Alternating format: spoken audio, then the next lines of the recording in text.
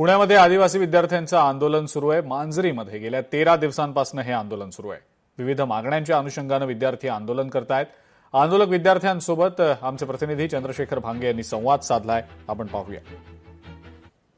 पुण्याच्या मांजरी इथं गेल्या 13 दिवसापासून सुरू असलेलं जे उपोषण आहे, या उपोषणामधील काही मागण्या सरकारनं मान्य केलेल्या आहेत, परंतु या मागण्यावरती विद्यार्थी समाधान दिसत नाहीत। त्यांनी हे आंदोलन कायम ठेवण्याचा निर्धार व्यक्त केलेला।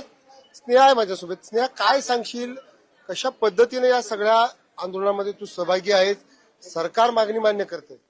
गेल्या 13 दिवसापासून आम्ही हा आंदोलन सुरू ठेवलेला आहे आणि अशोक उईकेजी यांनी हा पत्र पाठवलेला आहे की जो 26 वर्षावर विद्यार्थ्यांची वसतिगृहात राहण्याची वयाची अट होती ते त्यांनी फक्त 1 वर्षापुरती स्थगित केलेली आहे, ती त्यांनी रद्द केलेली नाही आणि आम्हाला हे मान्य नाही आहे। जेव्हापर्यंत हा जिया रद्द करत नाही तेव्हापर्यंत आमचा हा आंदोलन सुरूच राहील आणि जर त्यांनी रद्द केलं नाही तरी आमचं आंदोलन तीव्रपणे चालू ठेवणार आहे आम्ही। कुठेतरी या सगळ्या मागण्याकडे सरकारचं दुर्लक्ष होतं। हो, नक्कीच। त्यांनी फक्त एक मागणी बघितली की 26 वर्षाची वयाची अट लागू होती, पण ज्या 12,500 पद भरते आहेत त्यांच्याकडे लक्ष दिलेच नाही।